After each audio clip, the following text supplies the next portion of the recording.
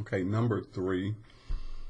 This problem is going to be better suited for long division. It does say use long division, but it's definitely better suited for long division. If you recall the 2 previous problems, the denominator or the divisor was linear. It did not have a power. Anytime you have a degree greater than 1 down here, is going to be better suited for long division. There may be methods to do synthetic division, but I'm not aware of any, so I've always used long division. So if we look at the top, our highest degree is 4, so I'm going to count backwards from 4. So we have a 4, a 3, 2, 1, and then 0. So we have all of our terms on the top. However, on the bottom, when I count backwards to 0, we have 2. I'm missing the 1x, and then I have 0. So I will need to put a 0 as a placeholder there. So this is what I'm going to write down whenever I do the division part. So on the outside, let me move this cursor out of the way. I'm going to write the x squared, and then I'm going to write plus 0x. You need that as a placeholder, so that's the missing term. And then plus 1. And then in my box, I'm going to do my 2x to the 4th, and then minus 6x to the 3rd, and then plus 4x squared plus 5x, and then plus 2. Just verify that I have that written. Common mistakes that happen are if you maybe write something down wrong, miss a sign or something. Okay, so we have everything correct. Again, the process is you only focus on the first term, always. Only focus on the first term. All right, so I have a 1 out front, I need a 2. So 1 times 2, so I need a coefficient of a 2. I have 2 x's, I need 4 of them, so I need 2 more. So 2x squared is what I need up here as my first term. All right, so I'm going to do 2x squared times x squared. That's going to give us 2x to the 4th. All right, and then I'm going to do 2x squared times this term and 2x squared times this term. So you got to do it times all 3. You use the first one to figure out what you need, but when you multiply, you do all 3 of them. So if I do 2x squared times 0x, 0 and 2 is 0, but 1x and 2x gives me x to the 3rd. So I have, I just put a 0 x to the 3rd.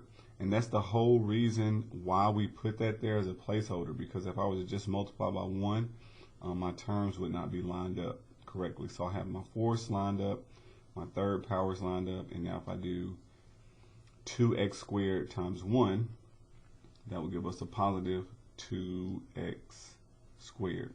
And then once you get this done, you change the signs or you subtract. So you're going to change this sign to be negative. Change this sign to be negative. It doesn't matter, it's just a 0. But change this sign to be negative. And then we combine these, we get a 0. Combine these, we get a negative 6x cubed. Combine these, and we get a positive 2x squared. And then you bring down the next term. All right, and we start over again. So I'm focused on the x squared and focus only on the front term. I need to multiply to get the same number by negative 6. And then I have 2 x's, I need 3, so I just need 1 more. And now I'm going to be multiplying negative 6x times all 3 terms. Negative 6x times x squared will give me a negative 6x cubed. Negative 6x times 0x will give me 0x squared. Negative 6x times 1, negative 6x. Change your signs. So once you get that, change your signs. This negative will become a positive. This will be negative, but again, it doesn't matter, it's 0. And then this will become positive when I change the sign. opposite sign will go to 0. In the middle, we will just have a positive 2x squared. And then this will give us a positive 11x. And then you bring down your last term, which is a positive 2. And then this will be our last step. So x squared and 2x squared. I need to multiply by a 2. I need 2 x's, or I have 2 x's, and I need 2 x's, so I don't need any more x's. So just a 2. I'm going to multiply everything by 2. 2 times x squared, 2x squared. 2 times 0x, just 0x. 2 times 1, 2. We change the sign, so this is positive going to become negative. This will become negative.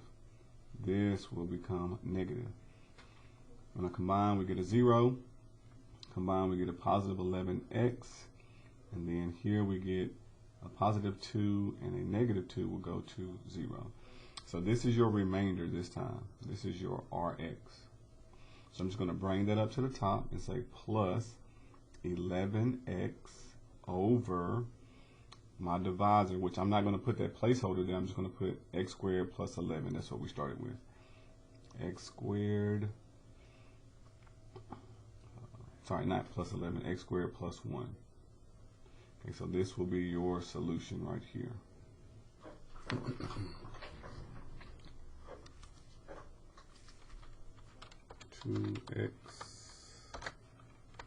2x squared minus 6x plus 2 plus 11, well, make the fraction bar, 11x over x squared plus 1.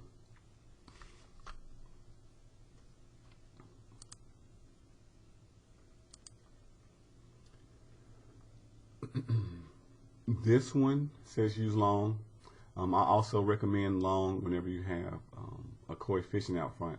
This can be done with synthetic, but you have to deal with fractions and it gets a little bit more complicated. So I will wait and do one like this later. But for now, we'll just go ahead and use long division. So on the bottom, we're not missing any terms. We have 2x, and that's plus 1. And then on the top, are we missing anything? We have a third power, so 3, 2, 1, 0. Okay, so we'll just use everything as it is. We have all of our terms. Minus 4x squared plus 11x plus 7. Okay. We start out with the first term. That's the only one we focus on. I have 2. I need it to be a 4, so 2 times 2 will give me 4. I have 1x. I need 3, so I need 2 more. All right. Multiply 2x times 2x squared. That will give me 4x cubed. 2x squared times 2. That will give me a positive 2x squared.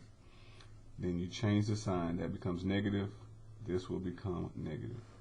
Subtract, that goes to 0. Add these because they have the same sign. We get negative 6x squared. Then we bring down our next term, which is positive 11x. And then we repeat process. So I'll have 2x. I want it to be a negative 6x. 2 times a negative 3 will give me negative 6. And then I have 1x. I need 2x, so I need 1 more x. And then we multiply negative 3x times both terms. Negative 3x times 2x will give me negative 6x squared. Negative 3x times 1 will give me a negative 3x. You change the signs. That becomes positive. That becomes positive. Combine, that goes to 0. Combine, that gives us a positive 14x. And then you bring down your last term.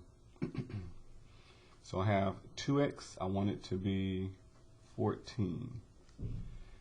2 times 7, positive 7 that is. And we have 1x, only need 1, so we're good. 7 times 2x will give us 14x. 7 times 1 will give us a 7. And then you change signs. Combine, we get 0, 0. So this time we don't have a remainder, which is really nice. And so this is my final answer.